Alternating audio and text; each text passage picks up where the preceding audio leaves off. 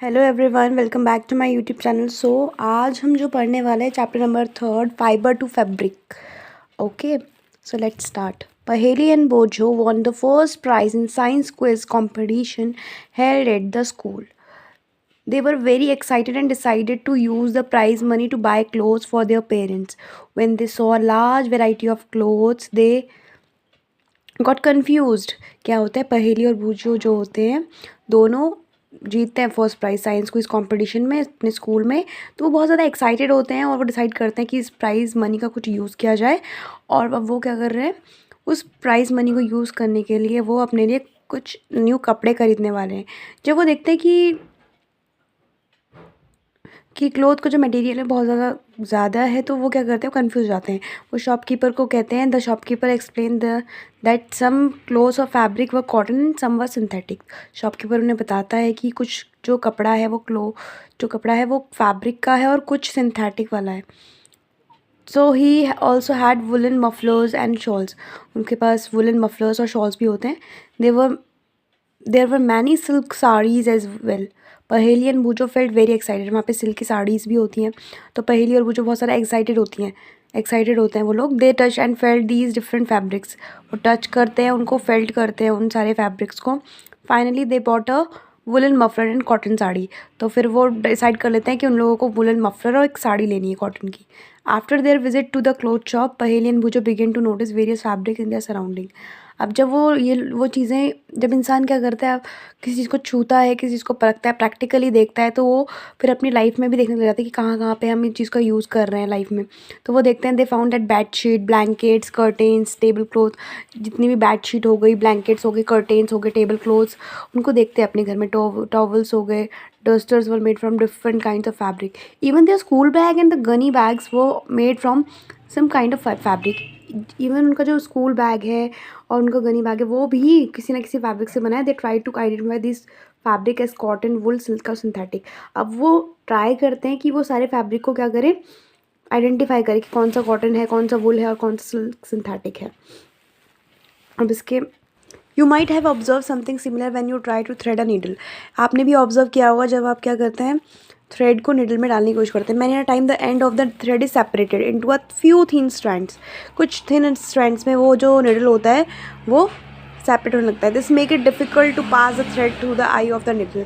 और कभी कभी बहुत ज़्यादा डिफिकल्ट हो जाता है उस छोटे से छेद में निडल को डालना। The thin strands of thread that we see are made up of still thinner strand called fibres. तो इसी को फाइबर बोलते हैं। थिन स्ट्रैंड जो थ्रेड होते हैं जो हम देख पाते हैं उसको फाइबर कहते हैं।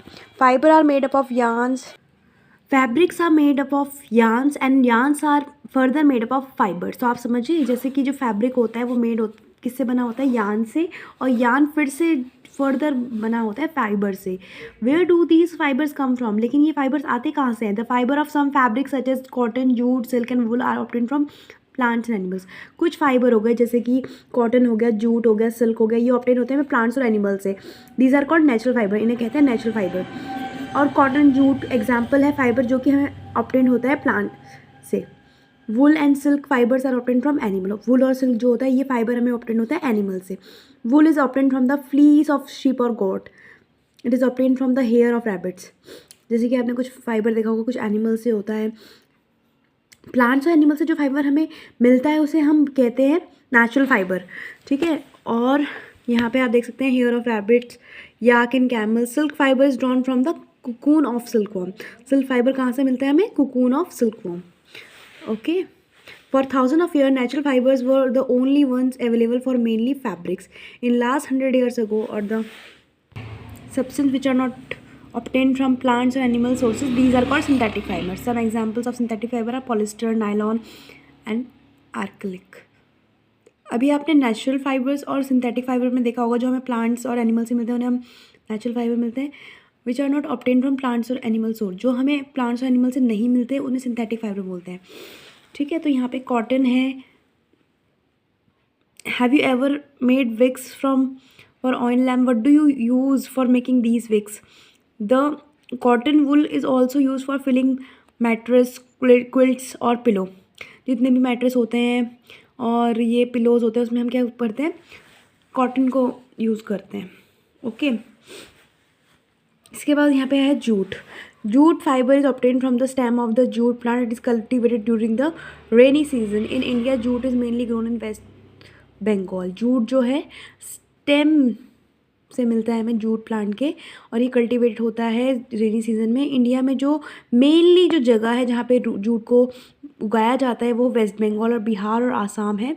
जूट प्लांट जो है नॉर्मली हार्वेस्टेड किया जाता है जब उसकी फ्लावरिंग स्टेज हो जाती है। The stem of the harvested plant are immerse in water for a few days, और कुछ दिनों के लिए उसे पानी में रखा जाता है जूट प्लांट के स्टेम को।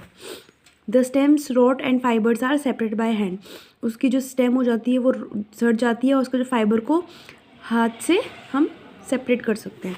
ये आप इस तरीके से देख सकते हैं। To make fibres all these fibres are converted into yarns. How this is done, ये आप पिक्चर में देख सकते हैं। Making yarn from the cotton. Okay, इसके बाद यहाँ पे स्पाइनिंग कॉटन यार्न है।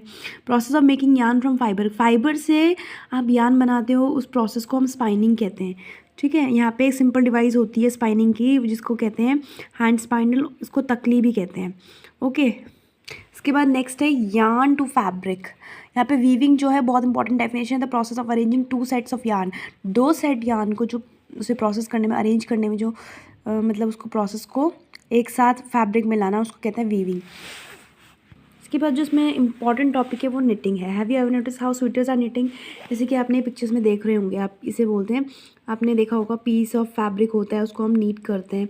ठीक है, सो एक इम्पॉर्टेंट सा यहाँ पे है cotton roll, ginning, fibre spinning, yarn, knitting, weaving, fabric. ये इंपॉर्टेंट है। जो इंपॉर्टेंट चीज़ें मैंने उस वीडियो में बता दी। तो we will meet in next video. So hope so you will find helpful this video.